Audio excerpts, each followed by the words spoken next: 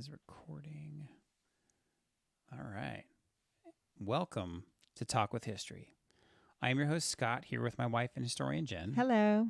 On this podcast, we give you insights to our history-inspired world travels, YouTube channel journey, and examine history through deeper conversations with the curious, the explorers, and the history lovers out there.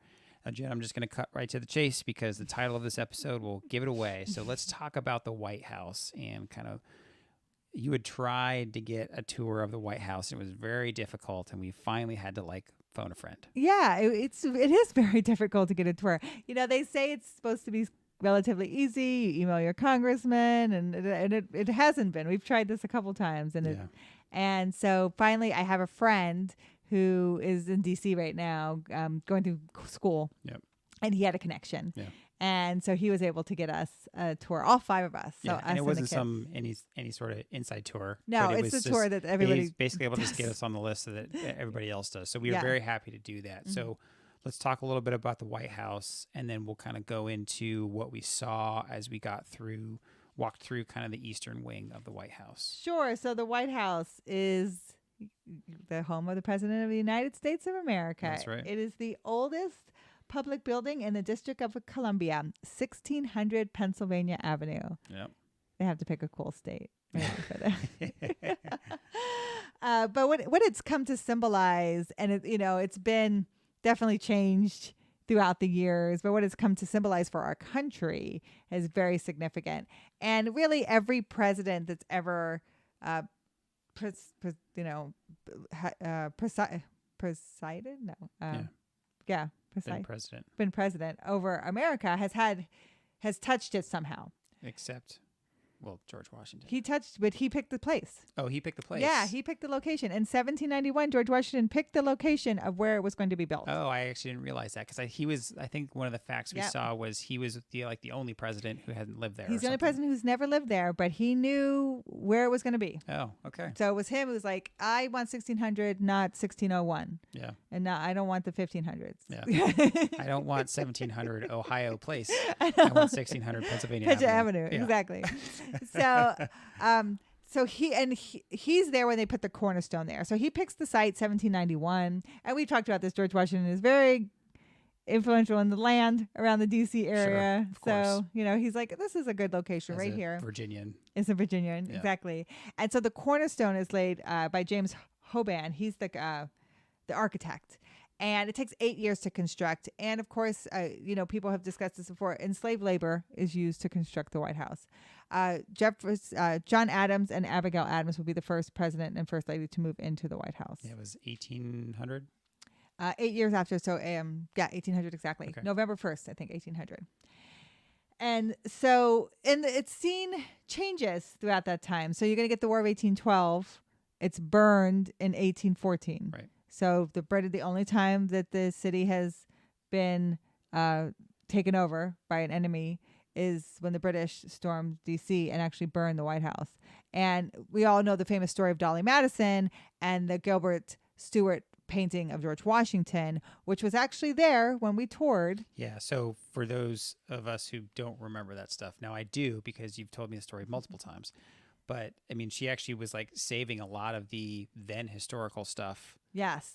Trying out of the White House as it's burning down around them. Well, the British are advancing, and they know they're making their way to D.C., and they don't know if they're going to be able to stop them, which, spoiler, they didn't. So it was in advance. Yeah, so she and her enslaved, because I want to make this very clear. It wasn't Dolly Madison who's pulling the painting off the wall. Right. It was one of her enslaved men who actually pulled the painting off the wall. It's a huge painting. It's a huge painting, and I think they took it out of the frame and they rolled it up.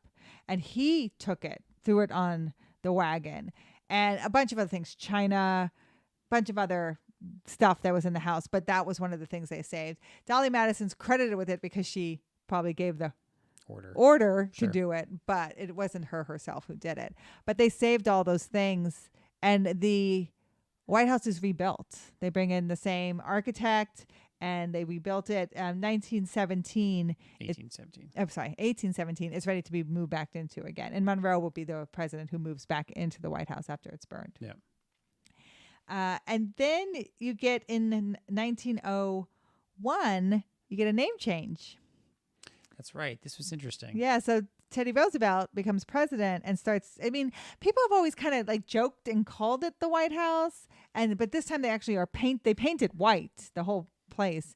Takes like 500 gallons of paint, and he starts to call it the White House. Before that, it's called the Executive Mansion, President's House, President's Palace. Yeah, and it's funny. That's one of those things that I just never thought about. Yes. And then you mentioned it like, oh yeah, it was Teddy Roosevelt who first started calling it the White House. I was like, huh. Yes. I never thought of that. And it's put on the stationery. Yeah. So it's made like official. Oh, okay. Mm-hmm. That's cool. And then in 1909, you get Taft making the Oval Office. Mm-hmm. So something that where did the president sit before? Probably had a square office. Yeah, somewhere in the corner with a good view. You know? I know, right? So the Oval Office is added by Taft, which is kind of interesting since Taft is known for being the bigger president. That's right. With the bathtub. Is he the one that got stuck in the bathtub? That's the story anyways. So the Oval Office kind of fits. Truman renovated it in 1952. He moved back in. But just people always want to hear some statistics. It has 132 rooms, 35 bathrooms. It's 6 different levels, 412 doors, 147 windows, 28 fireplaces, 8 staircases, and 3 elevators. That's crazy because, and that's a good segue for kind of us moving into our tour of it starting in the East Wing. But when we were walking through the East Wing, like it didn't feel as big as that. But I'm sure there's kind of when it's multiple wings, right? It's easy to kind of lose sight of that. Yes, I mean we're only East Wing. There's a huge West Wing where all those people work, basically, and then there's a whole private residence. Yeah, that's a good point. Right, and so the private residence is like I think 3 levels alone. Yeah. So you can imagine, like, it's huge. And then there's places they don't want you to know about. Oh, sure. So yeah, absolutely. Stuff that. So who knows if that's actually even true? Yeah, right? That's a great point. It's probably like maybe it's not 132, maybe it's 134. Like they're actually going to tell you, like they're not going to tell you. So, but it was so great to go there. You go through like 3 levels of security, right? We had to have the passports for the kids, dogs sniffing around, and all that stuff. But it was very neat. There's a couple rooms you're only allowed to like look in. One of them's like the China room where they have examples. I was a little disappointed by that. Yeah. I really kind of wanted to be able to go into the rooms. Yeah. Even me not being kind of the history fan and you being the one that kind of really pressed to get this set up, like I wanted to be able to kind of walk into the rooms, and I understand, right? You get, thousands or millions of people that are kind of visiting the White House every single year. I do understand that. So you can kind of lean in. You can look into some of like the China rooms and like one of the library. The Vermeil room. So the Vermeil room is that's kind of like a silver from the Gilded Age. What bothered me about not being able to look in the Vermeil room and the China room is those are where a lot of the paintings of the first ladies are. So that's the famous painting of like Jacqueline Kennedy. Yeah. And you could see them across the hall, across the wall, across the room. They're decent sized rooms. But you couldn't, you could look in, you could peer in, but you couldn't go in. It was just 3 rooms. It was the Vermeer room, the China room. Oh, I think the library, like you said, and the diplomatic reception room. Yep. Those are the 3.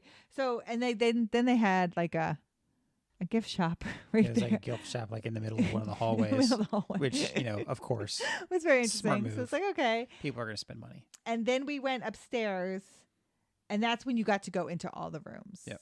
And it was basically just 5 rooms. You got the state dining room, the red room, the blue room, the green room, and the east room. So, but those are big rooms. And not only are they big rooms, those are rooms that you recognize. Yep.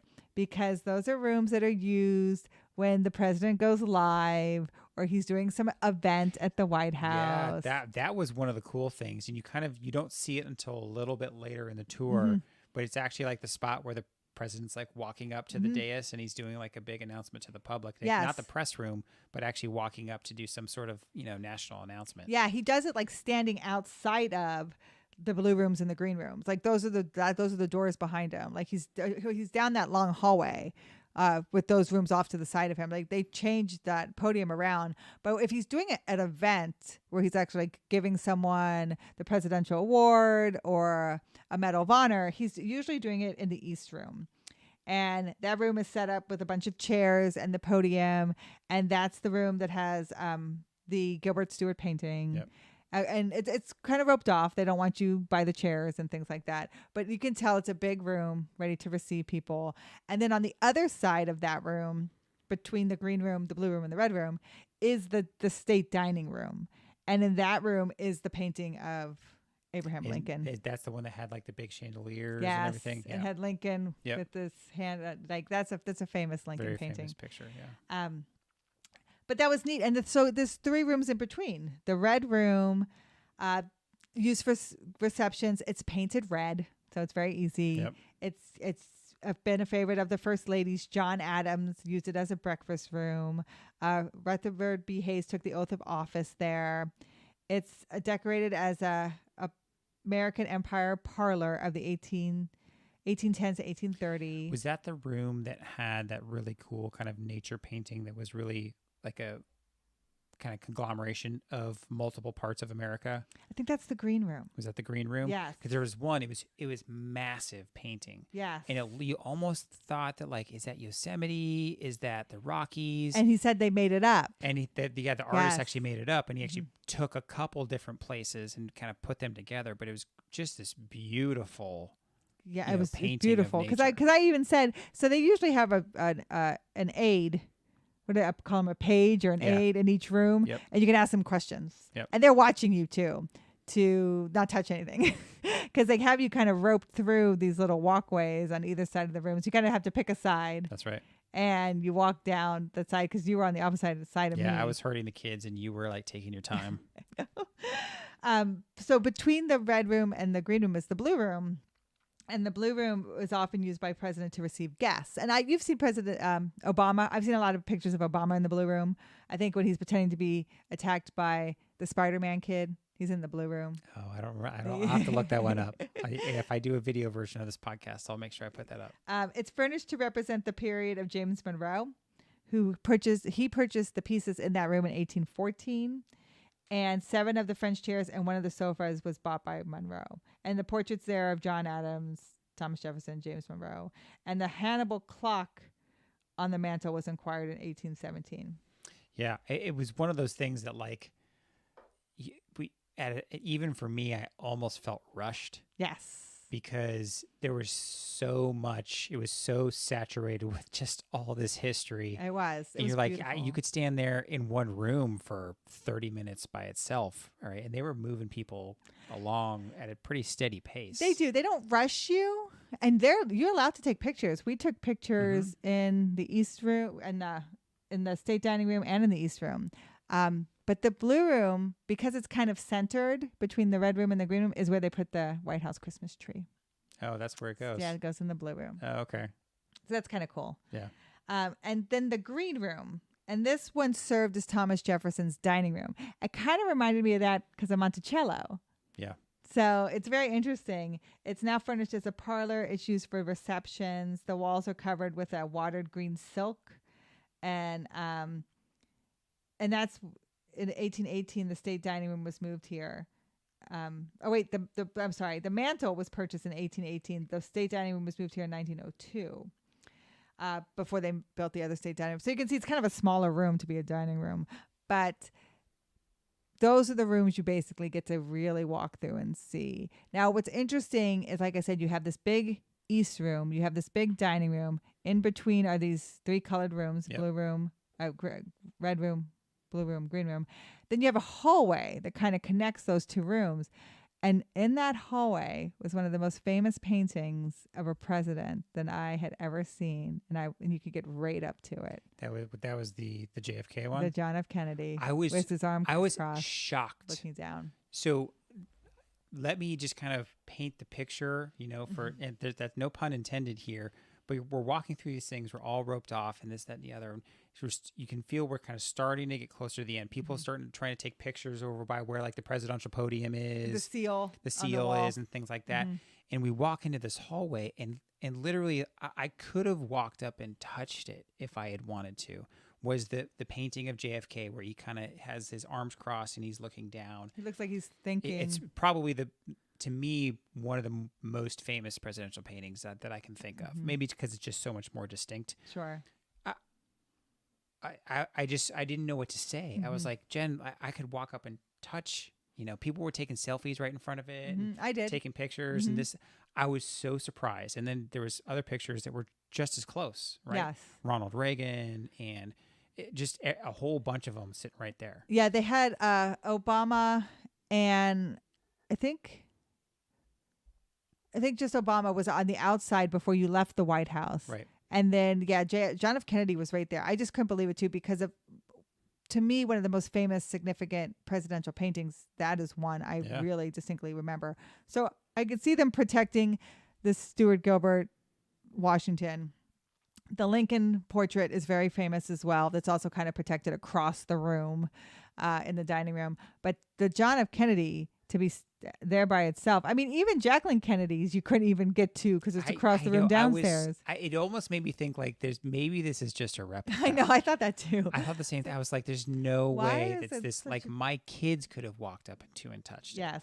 It was absolutely incredible. So to me, one of my favorite things, and I mentioned to you before we went live here, was really just the paintings. I just enjoyed kind of walking around seeing the paintings because I didn't dive deep into any of the history of ask the pages too many questions or anything like that. I was watching the kids, but just seeing the paintings and being that close to them. And maybe that's because for me, the few things that I did grasp onto as I'm learning history growing up was the pictures. Yes. Right. But you see all these pictures in your history books. Yes. I mean, because every president will have a presidential portrait Yep. done. It's very significant. And they try to represent their time in office, right? So same as the first lady. And so those are hung as decoration around the White House. And I think, to a degree, you're allowed to choose when you become president where they get to hang. And especially in the Oval Office, I've heard of presidents changing the portraits in the Oval Office. Sure. I'm sure they do it what presidents every time they want represented in there. Yeah. What's interesting about the dining room, it can seat 130 guests, and the painted English oak panels dates back to the renovation in 1902. And carved into the fireplace mantel is a quotation from a letter by John Adams. I pray heaven to bestow the best of blessings on this house and all that shall hereafter inhabit it.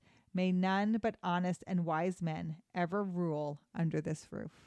That's cool. Isn't that cool? That's really neat. So the kitchen can prepare a dinner for 140, which is, for me, I think being the presidential family is cool, but having your own cook that can make these state dinners at all times, that's probably like the coolest thing to me. Right. Like you can have your food sent up to you or anything you want made at any time. But I think that's what's so significant between the East Wing and the West Wing. Is the East Wing is a very ceremonial side of the White House. Yeah. It's a very diplomatic side. This is where you're going to be receiving. Well, and that was one of the things with the tours too, is they can shut it down anytime. That's what they said. Mm-hmm. They can shut it down at the drop of a hat. Yep. Be like, oh, we got something going on, and they're just going to let the last people finish their tour and be like, sorry guys, you're going to have to try next time. Yep. You could have your tickets booked months in advance, and you could have it canceled at the last second. Yes. And they only run tours a couple days a week. During certain hours anyway, to kind of work around that schedule. But one of the pages did say that they anytime they can close it and use it for an ambassador or anybody who needs to come And then visit. as we were kind of towards the end of the tour, we saw Obama's portrait, which was towards the end. We got to walk out, and we walk out like right front. The front door of the White House. Every single picture or movie or newsreel you've ever seen of them right there. That was so cool. So we took a lot of pictures of our family, right out front. So if you picture it in your head, if you were walking out of the White House, and then we kind of went off to the right. To the right, yes. But then they let you take tons of pictures right there. They let you take selfies with your family and things. But that was super cool to walk right up front of the White House. Yeah. And and then you walk off to the right. But to be standing there and to see just like the big chandelier that's kind of hung there with the chain, because that's kind of that drive-through. Yes, that passes area. It was really neat. So to be there and to share it with the kids, for me, was just a bucket list historian dream come true. Yeah, and so for anybody listening, if you ever want to try to get tickets to do tours, the way to do that is to your state congressman, your state senator will Mhm. have a website, and I think that's typically the way for the vast majority of folks to try and get tickets. Yes, that's the best way to get tickets. And I guess if you, there's usually a person who works for your congressman or senator who their job is to do the tours of the White House. Okay. And I talked to one to get the tour of the Capitol, and he had said the tour of the White House are harder to get. Yeah. Um, so, but we got lucky this time. Yeah. So if you're curious, if you're listening and you're kind of doing this in Mhm. advance, or you want to, go to your state senators, congressmen's, website, see if you can find a place to sign up on there. Mhm. So exploring the rich history of the White House in person was the epitome of what we do on Walk with History. From its construction to its role as the residence and workplace of U.S. presidents, it stands as a symbol of American democracy. The White House has witnessed pivotal moments and offers a fascinating tour of the East Wing where you can immerse yourself in its remarkable rooms and take a stroll next to world famous portraits of our past presidents. And while we didn't get to peek inside the iconic Oval Office, being a stone's throw from it and walking in the footsteps of our nation's leader was an absolute thrill. And thank you for listening to the Talk with History podcast. If you have ever wondered if there was a way to support the show, you can now do that over at talkwithhistory.com/support. You can leave a one-time tip with a comment on your favorite podcast episode, or support us with a couple of bucks a month, and we'll absolutely give some podcast shout-outs to our supporters over there. So you can head to talkwithhistory.com to show your support today. We rely on you, our community, to grow, and we appreciate you all every day. We'll talk to you next time. Thank you.